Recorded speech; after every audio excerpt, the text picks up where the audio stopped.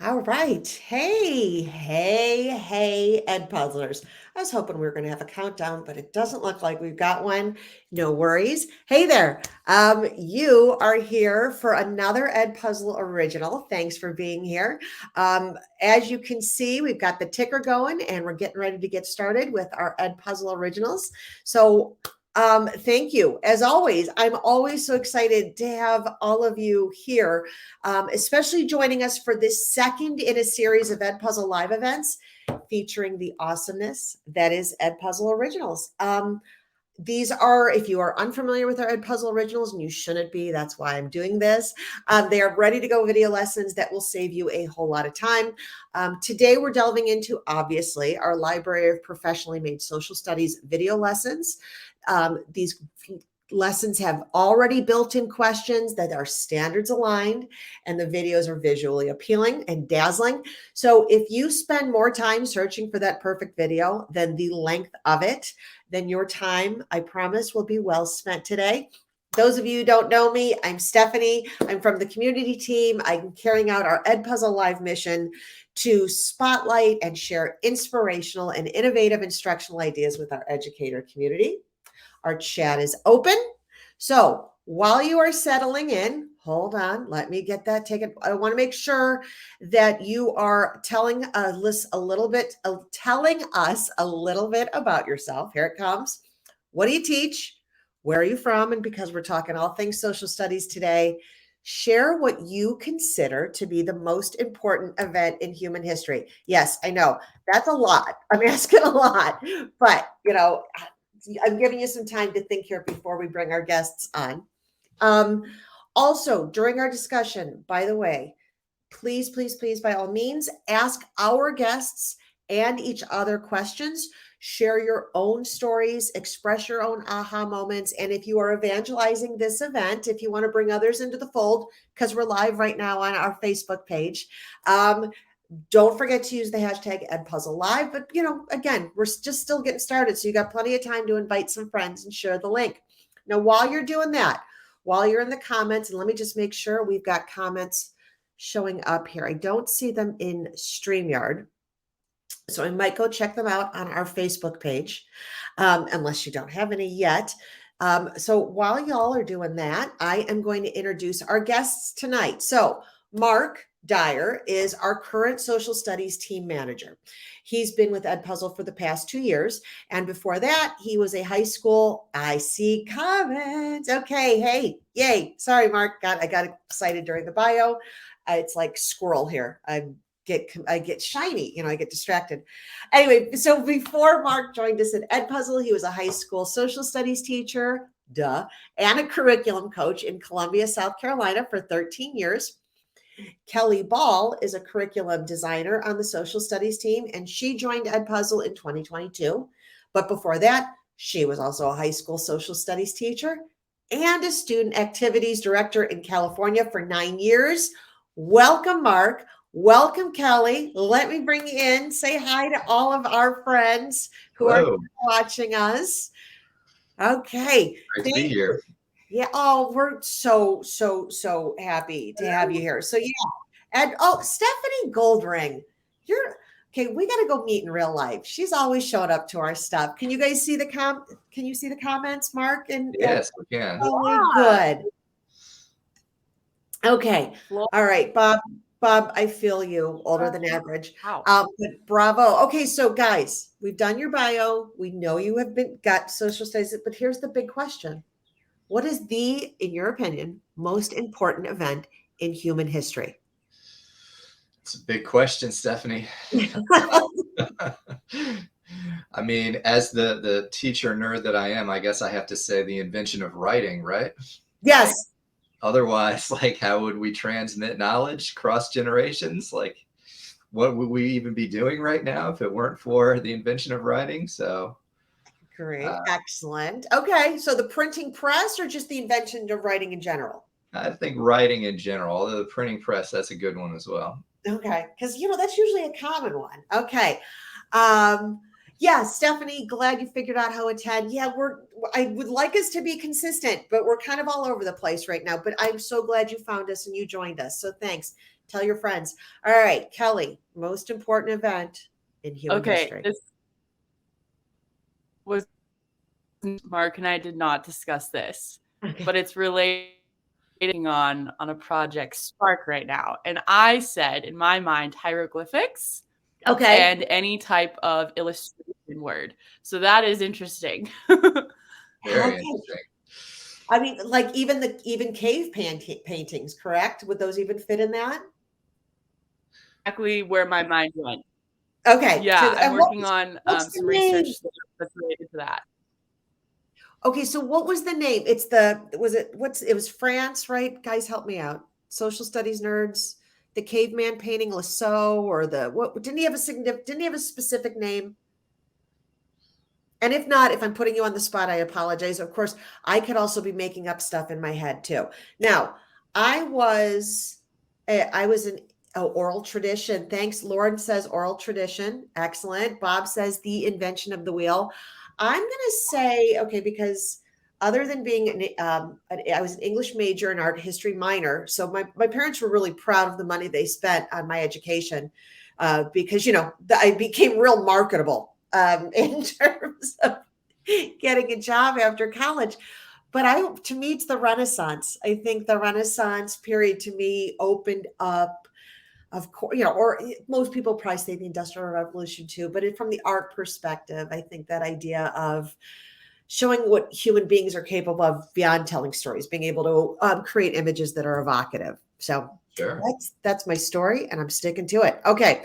Now, I know everybody here didn't come to listen to us yammer on. They are here to see the good stuff that we've got going with Edpuzzle Originals, which, by the way, the reason we got started doing this is because I go to conferences and I do a lot of trainings. And every time I show teachers Edpuzzle Originals, their minds are blown. They're like, what? I didn't know that exists. I'm like, bro, it is literally, it's your video, it's your teachers give teachers of like video lessons.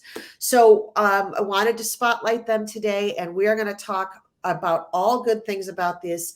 But we're going to get started with our first question. And I always like a good origin story, like Marvel Comics. What is the story behind the creation of Edpuzzle Originals Social Studies videos? Yeah, that's a great question. About, I guess, maybe 2.5 years ago, Edpuzzle started investing resources into the creation of our own lesson videos that are designed specifically with embedded questions in mind, right? So like, hopefully these embedded questions help guide students through a thinking process and makes their learning a little bit more active than just watching a video that doesn't have questions and maybe a more passive learning experience. And so to that end, like, we were given the mission as a social studies team to become a one-stop shop for social studies teachers, to do everything in our power to make video learning something that's useful for teachers in their classroom. And so our Edpuzzle Originals are not designed to replace teachers. They're designed to assist teachers. And I think maybe later in our little talk, we'll discuss some of the ways Edpuzzle Originals can be used in the classroom. Amen. But right now we have about 4 lesson libraries that you can see. So these are the categories. This is how your team has categorized them. Yeah, if you go to the Edpuzzle Originals tab on the website, and click on Social Studies, you will see these kind of big folders of lessons that are then organized by, if it's history, units of study. You know what? Let me do that while you're chatting real quickly. So yeah, a lot of people don't recognize. They go to Discover, right, and then they just start typing in a concept. But if you go one down under Edpuzzle Originals and you go over here to Social Studies, yes, everything is organized into nice, neat little, my OCD is appeased. Yeah, everything is nicely organized. Yeah, so you'll see at the top there, we have U.S. history for elementary and middle school. If you scroll down, there's a separate set of U.S. history lessons for high school students. There we go. But really, our intended, we have specific lessons that were designed for elementary audiences that can be used in middle schools. But the vast majority of the content that we're creating these days are kind of designed for a middle school audience, with the hope that they can be accessible to high school audiences as well. So the sweet spot for us right now is about the like grade 8, 9, that's kind of the target student audience that we're writing towards. Okay.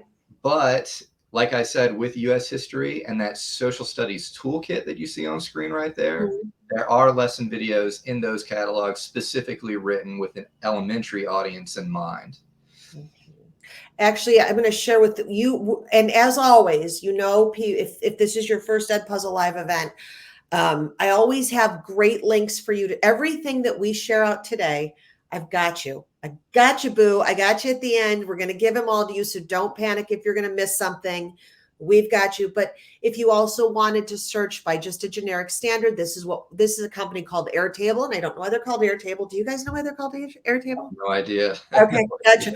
Whatever. But what's nice is you've got all of our Edpuzzle original videos here. You've got them according to topic. You've got them according to grade level. And you can go ahead. Let's say you want to talk about amending the Constitution. That's your topic. You're going to click that little link there, and boom, there's your video. So you got your weekends back, people. It's so much easier. So we're going to share that all at the end. But let me get back to, here we go. Again, these are your 4 big chunks right now. Is that, for lack of a better word?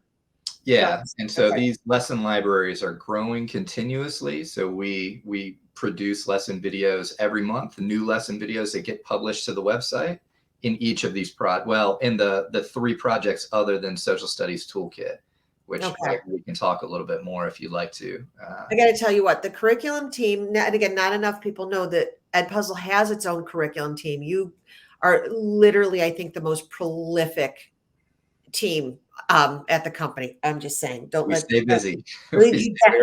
You crank out these videos. It's just, everybody needs them, and you're listening and you're getting them out there. So that's so great. Okay. So these are your big chunks. Of course, it's always growing. So let's get to the next thing. Let's talk about how they're structured, because it's not just random. You all have a very clear structure for how the social studies videos are structured. Very clear plan. Yes, you're absolutely right. It is not random.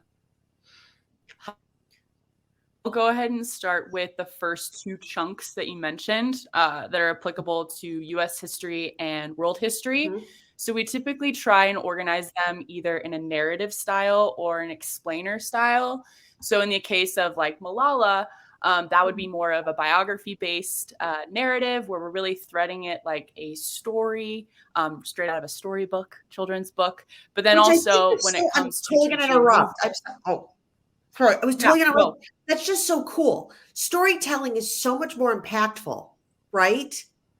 Than just listing some facts. Involving kiddos in a story makes them feel like they're there. Totally interrupted. Totally what I do. Totally apologizing. So please continue. No. Absolutely. No. That's okay. The storytelling thread is absolutely vital in our stories. So thank you for pointing that out. As far as explainers go, we also do that style as well. That's more so movement based, or if we're discussing a conflict. So as you can see on the screen, or if we're looking at a particular document, such as you can see the Bill of Rights, you'll see it in more of an explainer style. And every U.S. history and world history follows the same general structure.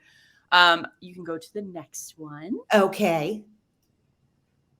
Whoops. Thank you. All right. I have a very sensitive mouse. So the structure of all of our... Can you see it? Go ahead and pause that. Okay. Yeah. Go ahead and pause it for just a second. I know we're already dishing the goods here.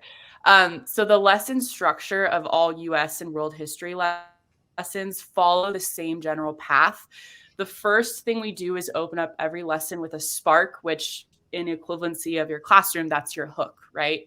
Mm-hmm. From the spark, we always try to make it the most engaging pathway for students. So you're very likely to see a visual of some kind. In this case, the example that we'll show in just a moment,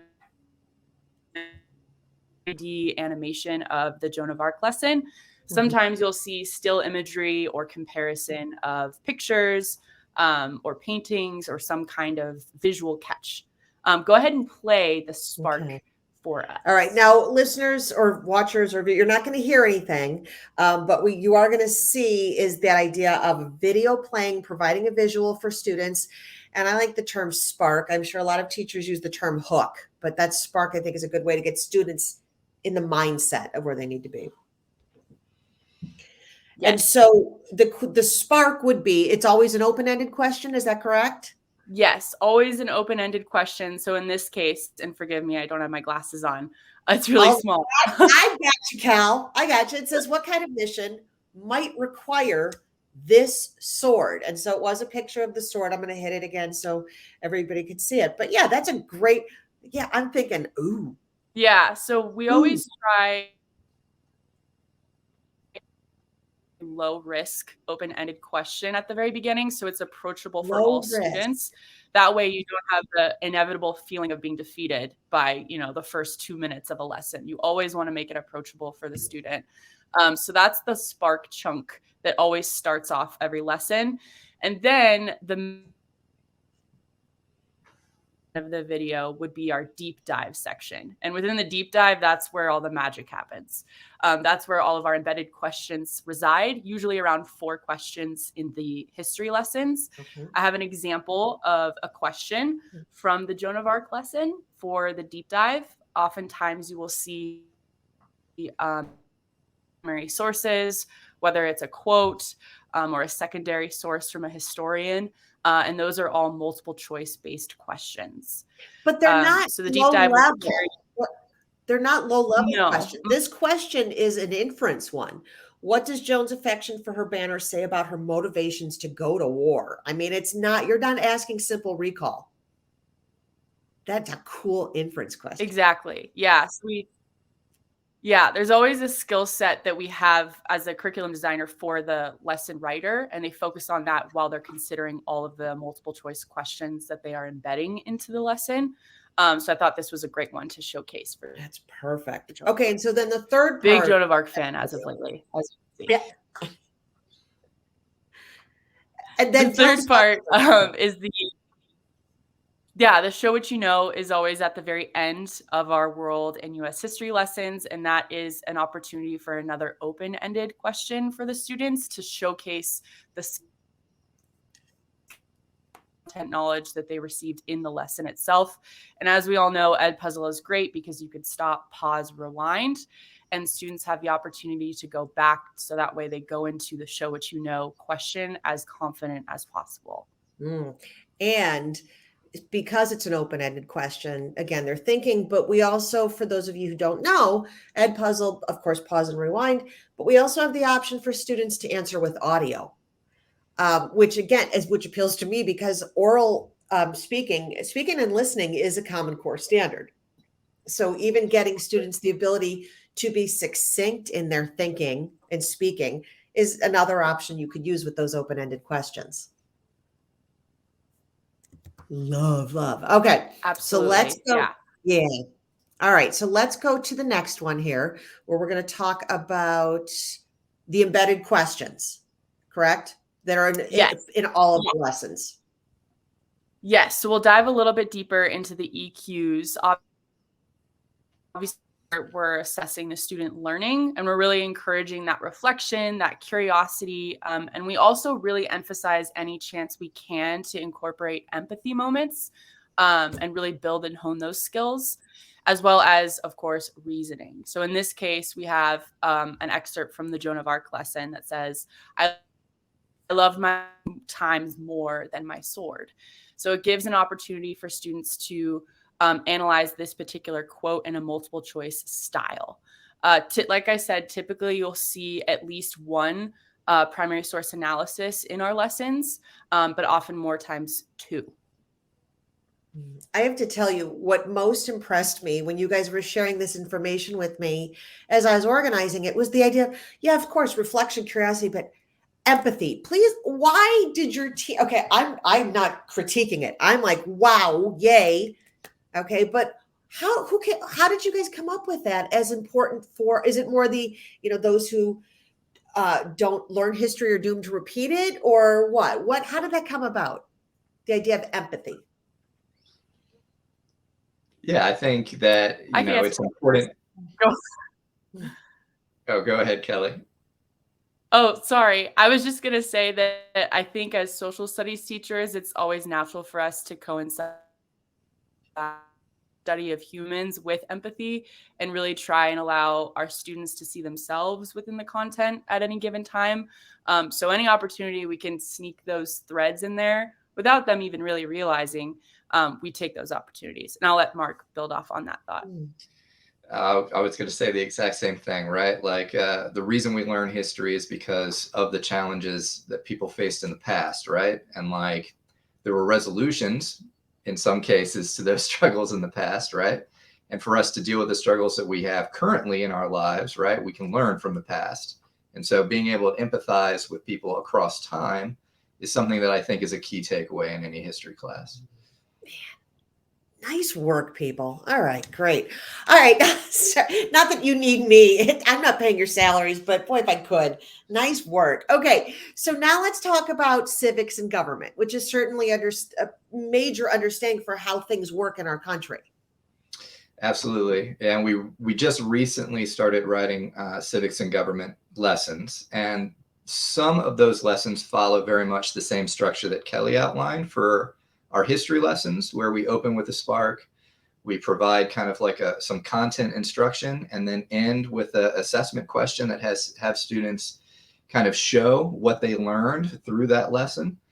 And you can see on the screen there, like some of the topics go beyond the narrative or explainer style videos that are really inherent to the history projects.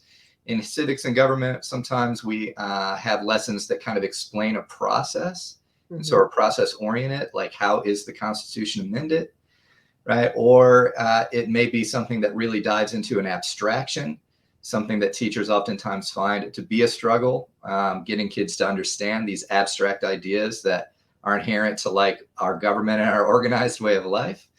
And so understanding due process, what that means, the rights that we as citizens have in relation to due process, is something that's important for citizenship and something that we strive to include in our civics catalog.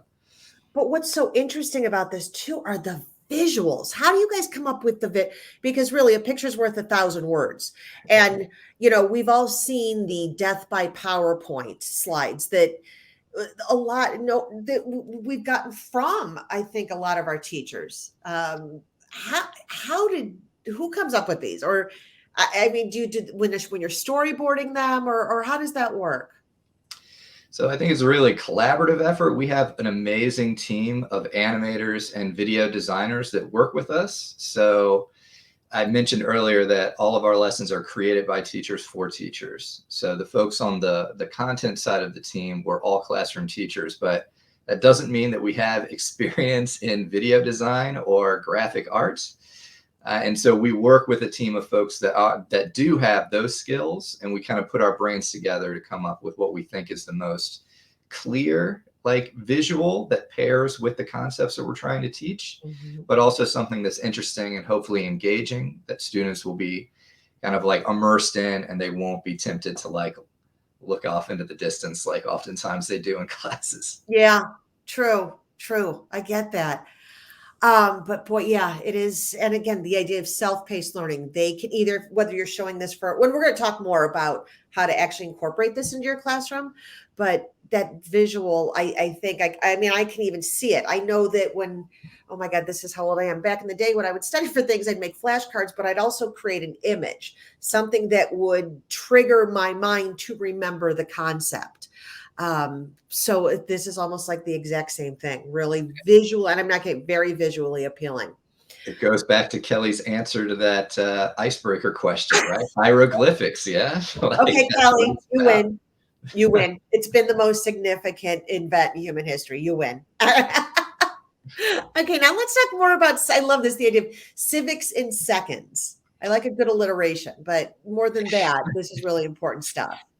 Yeah, so we experimented with a couple series of our civics lessons that are very short. And so we should have said maybe earlier when talking about Edpuzzle Originals in general, the idea is that any Edpuzzle original created in the social studies should be an assignment that can be given to copied into the Edpuzzle platform, assigned to students, and completed by students in no more than 20 minutes. That's the goal. Ooh. And so the lesson videos themselves are 5 to 10 minutes in length. But because students are actively engaged answering questions, it will take them a little bit of time to rewatch or to reflect before answering some of those questions. And so, 20 minutes, that's the hope that each of our lessons kind of fits into a chunk that would be a part of a normal everyday part of like the social studies curriculum. But we try to experiment with a few of our lesson series on very short lessons. So lessons that aren't 5 to 10 minutes long, but lessons that won't take more than 5 to 10 minutes to complete. And so 2 of those series are, first, this one you see on the screen there, landmark Supreme Court case rulings. And so we took some of the landmark decisions of the Supreme Court across history, and we developed a kind of like lesson structure that starts by asking students a big question that, again, kind of hopefully stimulates some curiosity, gets students to think a little bit before diving into a very complicated legal case that resulted in some significant change in the United States. So that big question prompts a kind of discussion on the case background, the oral arguments that were provided during the case, and what the court's decision was, both the majority opinion and the dissenting opinion, if there was a dissenting opinion. And that leads students to a very similar question that they were asked at the beginning of the lesson at the end, trying to put together the pieces of why this case was so significant to our history. Now, because these lessons are so short, there are only those 2 embedded questions in the video itself, the one that opens and the one that closes.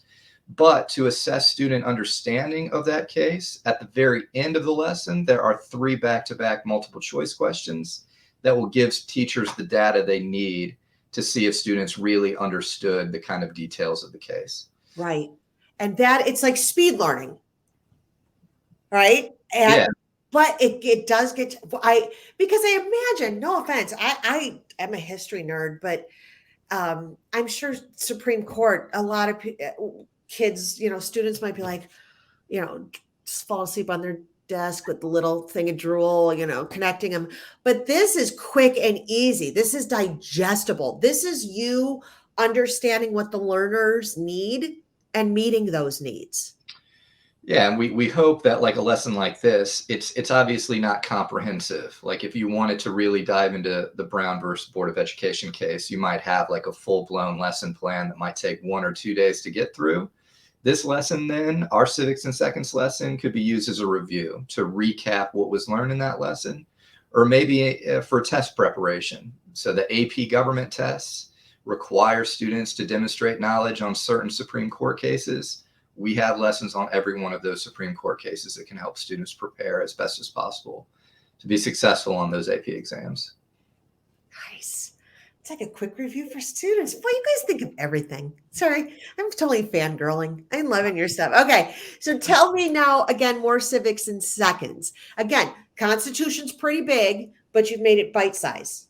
Right? Yeah, so not every teacher is going to probably teach an entire lesson on a series of Supreme Court cases, but it's probably the case that if you're teaching a civics and government class, you're teaching the principles of the Constitution, which are, again, some of those lessons that involve abstract concepts that are difficult for students to wrap their mind around. And so we're trying to provide teachers a tool there as well. Again, maybe as an entry point into instruction, or maybe as a review after a full-blown lesson was taught in the class. And these lessons, this Principles of the Constitution series was also designed with that Civics and Seconds mentality in mind. So should be able to be completed in 5 to 10 minutes. And it follows a similar kind of path to those landmark Supreme Court cases. But because, we're talking about principles and not case rulings, we start with a curious question that really is supposed to open up students to thinking about something that seemingly is unrelated to like a dry principle of the Constitution, and then take that question to drive some kind of source analysis, looking specifically at the constitutional text to see what it has to say. then synthesizing that analysis into an understanding of that abstract government principle, which is the purpose of the lesson. And then finally linking back that understanding of the principle of the Constitution to the original curious question that opened the lesson. And just like those Supreme Court case lessons, this series of lessons also ends with 3 multiple choice questions to help students understand whether students really got the lesson or not. Yeah. And again, these are you have made like the founding documents or founding issues of our country, things that really are the big issues. You've really just made them, again, so easy to understand. So I'm not in charge of raises. Well, we appreciate it. But if I were, I'm not in charge of, okay, so what am I showing now? Just quick, the video, or? Yeah, this is the end of the lesson, which kind of bridges that original curious question to the content understanding of the principle of the Constitution. So unfortunately, you can't hear the sound, but the question was, why do state governments have the power to issue driver's license, but not money? And that speaks to this principle of federalism. And so we play with that idea in the lesson, right, where we have US dollar bills, not state dollar bills, but we have state driver's license and not a US driver's license. And so that kind of like play, the intellectual play, drives the understanding of what federalism is, or so we hope. That's the intention. Good questions that open up for debate, right? I mean, we have a robust classroom discussion based just on that, because even me trying to explain states' rights to my kids, and they're in college, and you'd think they'd know this, but I'm like, okay, so now I'm going to show this to them. So thanks. And your friends and family. It's not just kids, right? It's adults. Right? Like, okay, this is the reason we have these things. Okay, real quickly, let me take a quick break, because we have a commenter, and I hope I'm not, and someone whose name gets mispronounced all the time, last name wise. I hate that I'm doing this to you, but is it Guy or G? So Guy or G Dean has asked us to show how to search for lessons by grade level standards. And I want to show you the magic of this, because this is, again, really important, and it's going to save you time. Guy or G or Ms. Dean or Mrs. Dean, my new friend, in any case, if you could tell me what state you're in, you want to post that in the comments. But let me show you real briefly. If you go to edpuzzle.com/originals, this is our website for all things Edpuzzle Originals. But here's something super duper cool. If you scroll down almost to the end, I mean, this is all good introduction material if you want to learn more. But okay, California, thank you. Okay, so if you go to the end here, you see the little schoolhouse, all right, you're going to click this down arrow, and you're going to choose your state. So let me click California, and you'll see here the next generation, or excuse me, the social science content standards for California public schools. I'm going to go ahead and click on that. Another more specific Airtable aligned specifically to your state pops up. And as you can see, I hope you can see, you've got, again, organized by standard, organized by grade level. And you can go just ahead. I also should have asked you what grade you teach. But again, let's say you're talking about writing systems in early civilizations, which is there we go. There we go. This is a social science standard for California. Good. Oh, I'm glad she loves it. Okay. So I click on it, boom, and there's my lesson. And it's already, as you can see all these little teardrop items, and it is structured exactly like Kate and Matt have been telling us, or Kelly and Matt have been telling us, excuse me. And there you go. You've got the little, you can edit these, but I don't know why you would, because you have a curriculum team writing them for you. Yeah, and I'll add to that. I don't know if this is like a secret or not, but like we are in the process of updating how Edpuzzle Originals are presented to teachers on the website. So right now, if you don't use the Airtables, you have to kind of navigate these folders that we showed earlier. There is a new way that should be coming out shortly that will make it much easier for students to search videos by grade level and by the specific subject that they are teaching. Yeah. And it is. It's so cool. So again, we've got this link for you as well at the end of our little show today. But it is very simple. You just, like I said, you can go in to Edpuzzle and you just find your state. So, if you're in Maine, okay, you've got coming soon. And that's okay. Again, these people are working hard. Phil, I'm going to share everything with you at the end, I promise, but it's edpuzzle.com/originals, and you can go ahead and just put in your state. Okay. All right. Now let's get back to it. Let's get back to our slides here. We are going to talk next about, oh Lord, oh my monitor, all these windows. Okay. Now we're going to talk about, I think our toolkit lessons. Our toolkit. Thanks, bro. Okay, here we go. Let's talk about the toolkit. Now, with teachers, they can use this at any time. It's not necessarily something they need to use at the beginning of the year. Anytime a skill needs to be built, there it is. Yes, that's the beauty in our toolkit, which, by the way, is currently growing by the day behind the scenes. So get ready for that. So these lessons give the tools to engage in the content that they are studying. So you can obviously use these across any social studies content, whether you have world history first period, US history second period. I bet you that you could use the same video in the same day for 2 different classes of content. And with the focus of skill building throughout the school year, I encourage you to use them for remediation opportunities for struggling students.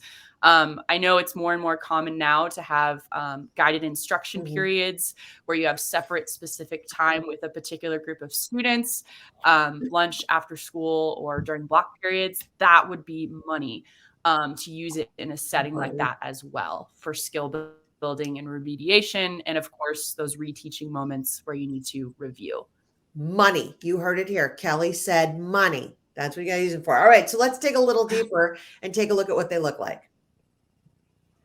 Yeah. So common thread is they, of course, start with an essential question, open-ended in this case, and then you dive into a direct instruction. But it's a little different from the show what you know style of the world and US history and civics in that there's a instruction chunk where direct instruction is taking place and then an application chunk. So it's kind of like the I do and then the you do.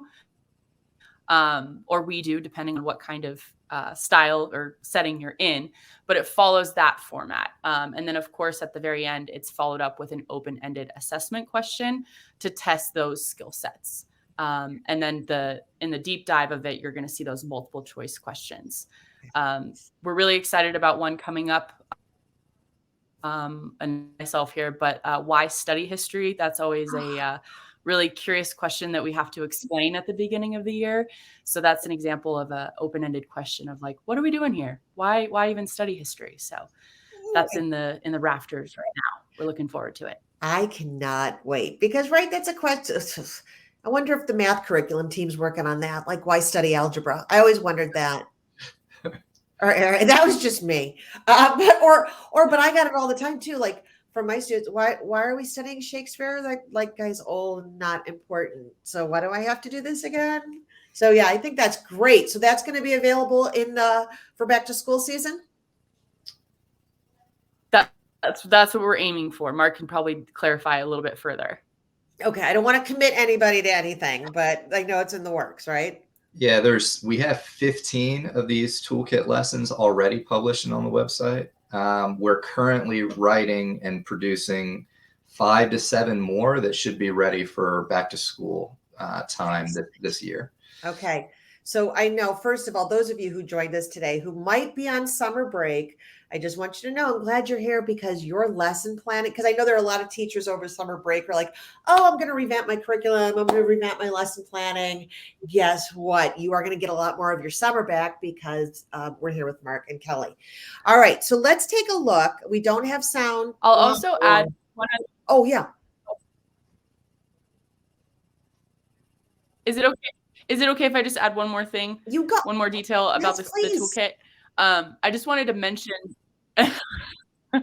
I just wanted to mention that I think we can all agree that the art of teaching history has changed so much over the last decade. And if anything, there's more push towards emphasizing these toolkit lessons based on your standards in your state. Sure, they might vary state to state, but I think universally we're all shooting for the same skills, right? Of really teaching students to understand what it's like to be a historian and those applicable, transferable literacy skills. So this is another money spot to utilize, whether it's in August or in June or somewhere in between.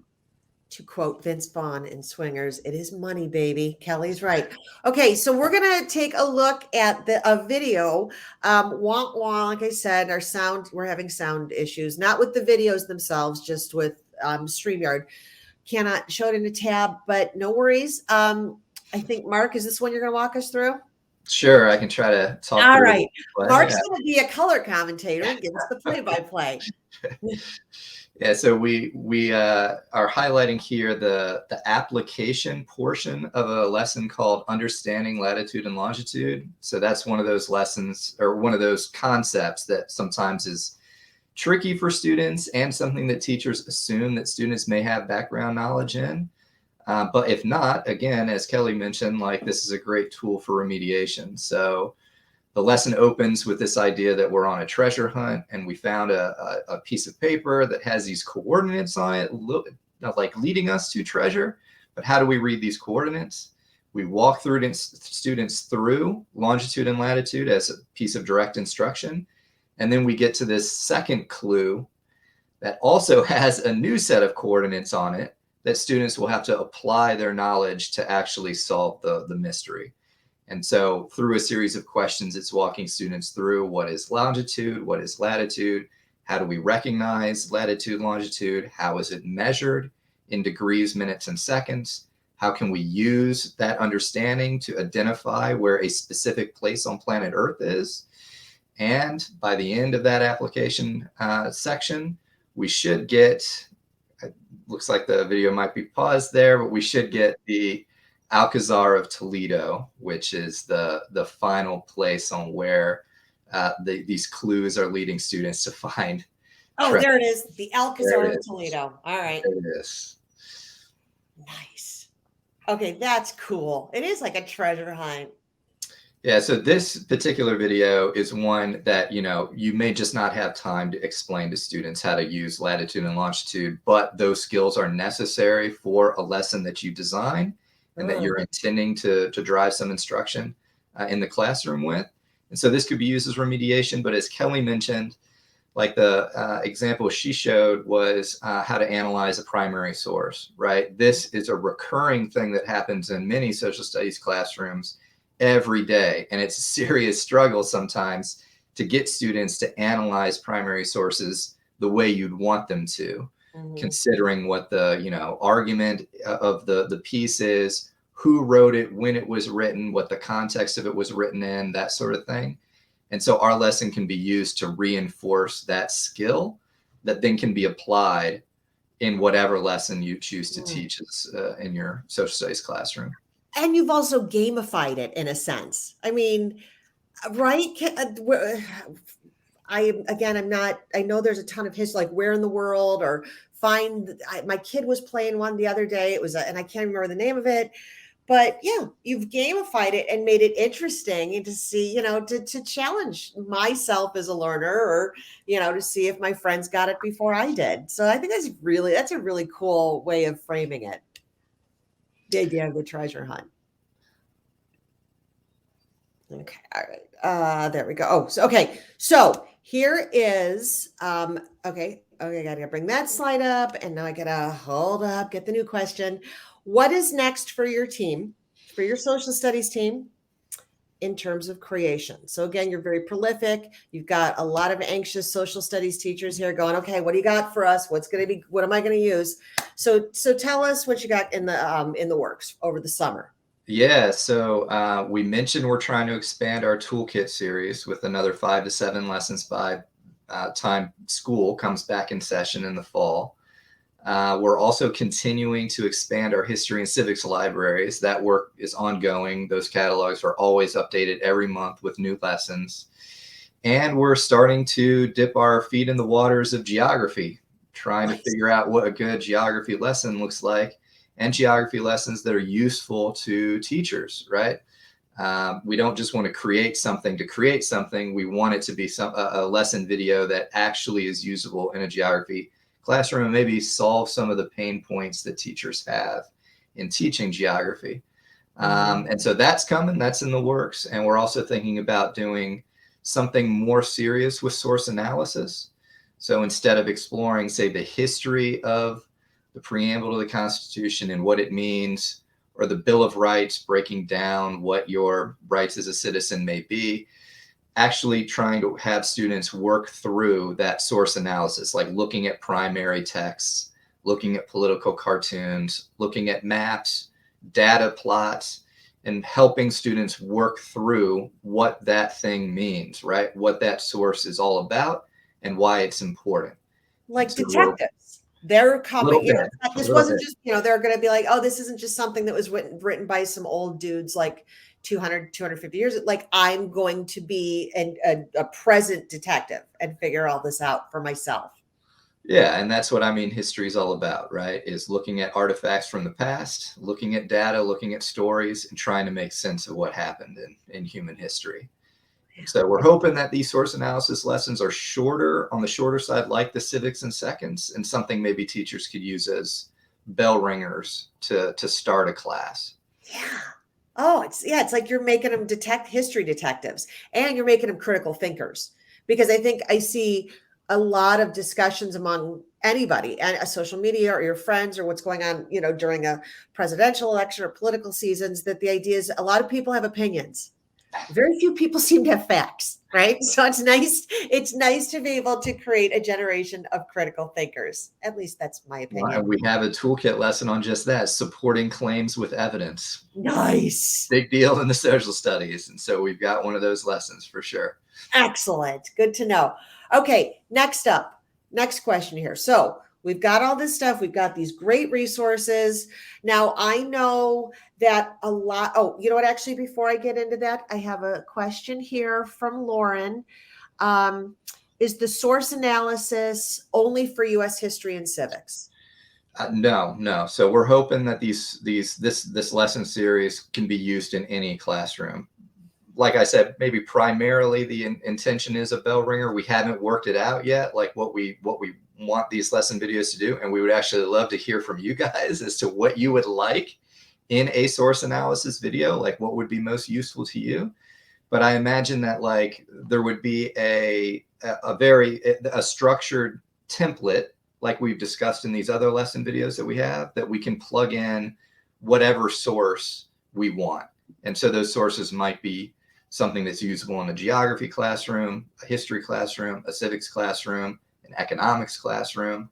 Like, it should be versatile enough to be able to design and create lesson videos with any kind of stimulus information that prompts kind of an investigation. Okay, so now here's the thing. I do, again, my job is community, so I'm doing a lot of trainings and I'm talking to a lot of teachers. I know that it's a good place to start. It's always good to start with, like, I always recommend either using it as a formative, or if you're just getting started, what can it do to replace a lecture? But then we need to start digging deeper. It's not just an add-on. Edpuzzles Originals aren't necessarily just an add-on for your classroom instruction. They should be fully integrated. And that's why Kelly and Marc have so graciously agreed to share some of their instructional ideas. Yeah, I can hop in here. So the way in which you can use an Edpuzzle Original, there's a multiple amount of time and places in which you use them.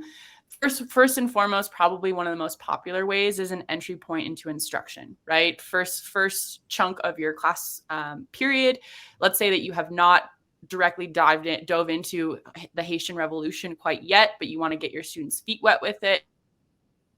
That would be a great opportunity to use an overarching introduction lesson. But then let's say in the case of Anne Frank, you've already discussed the Holocaust in its entirety. You've introduced Anne Frank to your students, but you want to dive a little bit deeper into her story. Maybe you're reading the book in conjunction or parallel to. That would be a great opportunity to show a lesson that's perhaps biography style, that's specifically focused on one particular individual. And then Empathy. lastly, probably Empathy. my favorite. Yes, yes. Right. By the way, Anne Frank lesson is probably my favorite lesson we've produced this year. It's incredible. Okay. Lastly, I'll say, and this is really applicable to when I was teaching seniors, review. Review is always much appreciated for students. So let's say, you have a test that day or some kind of assessment. It would be a great opportunity to review a complex concept such as the Electoral College, which we all know can't be taught and within 45 minutes. You're going to need at least a couple of days of a lesson on that or discussion points. So it could be used as a review as well. Nice. Awesome. Okay. And then here are some other ideas that you could use. Edpuzzle. So again, they're not just for assessment. They're not just for review. All right, Marc, tell us some other ways we can use Edpuzzle Originals in the classroom. Sure. So I'm very interested in trying to figure out ways to help teachers hold classroom discussions. That's something we've heard from a lot of teachers that they would love for Edpuzzle Originals to help structure and kind of prompt discussions in the classroom. And so whereas our lessons aren't designed for that purpose necessarily, they still can be used that way, especially if you use Edpuzzle Originals in live mode. Those spark questions that are low risk, as Kelly was describing earlier, just require student reflection and may be a good way to get kids invested in the learning experience they're about to have. And you could use the assessment questions at the end of those history lessons, those show what you know questions, to prompt a classroom discussion and reach a consensus about what the learning takeaway was from that lesson. Could also be used for targeted intervention and lesson differentiation, right? I know that's something that teachers struggle with oftentimes as well. They might have a student that's fallen behind. Maybe they have a student that knows everything that you're already teaching, right? You're trying to challenge them a little bit, right? You can throw one of these Edpuzzle Originals either to help the struggling student or to give that student something maybe they haven't experienced before, give them a little bit of a challenge, that is to say. And then finally, we hope that with these embedded questions that we've carefully designed in these lessons, that these Edpuzzle Originals help with formative assessment, like trying to gauge what students know about a subject and what they don't know about a subject. And so that can be used, again, as Kelly was saying, as an entry point or a review, like something about if you're teaching about the geography of ancient Egypt. The Nile River obviously is central to understanding the Egyptian civilization. And so if you've taught a lesson or you haven't taught a lesson, but you want to know what your students kind of understand already, these embedded questions are a good way of figuring that out. Nice. And coming up next, this is my favorite thing. I always highly recommend going beyond if a simple station rotation. Sometimes we tend to overthink the station rotation. And what we need to remember as educators is that the very simplest form means that only one station, to make it a station rotation, a true one station needs to be online. So that's where I'm like, that's a perfect place to use an Edpuzzle Original. And then, as they're working through, although you came up with an even better idea, I'm going to give you full credit on this one, Marc. I like the station rotation, but you came up with the jigsaw. So why don't you explain that a little bit more? Well, I don't know if it's an original idea or not, but I appreciate it's a good one there. Yeah, I mean, if you're teaching World War II in a U.S. history class, like something that could replace like a lecture or textbook reading would be not just one of our Edpuzzle Original lessons, but a series of them, right? And so creating a kind of station rotation situation in the classroom where students are exploring one specific element of World War II in U.S. history. And then maybe after rotating students through those 4 sessions, looking at 4 Edpuzzle Originals, you can have students put all that information together in a whole group setting to get a rich understanding of what happened, you know, in the United States during World War II. Nice. All right. Yeah, I like it. Good. 90%. I'm doing a session at ISTE on our student projects. And I know, and my opening line is that, you know, it's true from the learning period, 90% of what we retain is when we teach others. So why aren't we having students teach more? That jigsaw activity, I think it's perfect for, you know, our history videos. Okay, so Mark has a question. I have one more question for Mark and Kelly, but they also want to know, oh my goodness. Sorry, I put ELA Edpuzzle Originals in the classroom. I just noticed my typo there. That should say Social Studies. Everybody ignore it. Go back Wayne's World style and ignore it, please. That should say Social Studies Edpuzzle Originals. My bad. Okay. But this is my question for both Mark and Kelly, but then they also want you, our audience, to chime in because this is your chance to give them some really good ideas. So, Mark and Kelly, what Edpuzzle Originals do you wish you had as a social studies teacher? Do you want us to answer, or do you want the audience? I want, while we're waiting, hopefully our audience will chime in and we're going to take your ideas. You've got they're here, people. Talk to them. So yeah, while we're waiting for other people to chime in, why don't you share yours? Sure. I'll say, you know, what I think would be super helpful back when I was a classroom teacher is something to help students with test prep. Oh, okay. You know, like it or hate it, right? The name of the game in many U.S. history classrooms these days, especially in high school, is prepping kids for standardized tests, right? Mm-hmm. And so anything that can provide students with practice to help them work through those sorts of questions that they might see, those that require reasoning skills, for example, questions that say things like, how was the American War for Independence similar to the Spanish-American War, and how were they different, right? Like something like that, I think would be super helpful for teachers. Yeah, I agree. Apply the content through reasoning skills. Yeah, that takes a lot. Okay, again, audience, what Edpuzzle Originals do you wish you had as a social studies teacher? Kelly, you're up. Yeah, I'll speak to the most recent one we've been working on that we're building up for next school year kit series. I came from a place of teaching a ton of English learners, emerging multilingual learners, and that opportunity to really emphasize skill sets and not just content in a reteaching setting would have saved my life. And especially in situations where students aren't able to come and go into the classroom as often, like during COVID, that would have saved my butt for sure. But I'm very curious to hear from the fans. Okay, Edpuzzle Originals, I wish that they would like to. Yeah, exactly. Well, we've got some here. I would have to say, real quickly, I'm going to insert my own because it just came to me.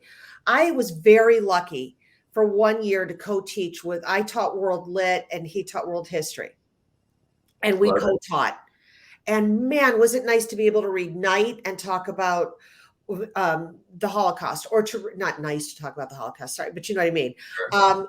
But to also read like Animal Farm and talk about the Russian Revolution. So I personally would love to be able to see more literature tied in, the literature that reflects world events, to get that narrative.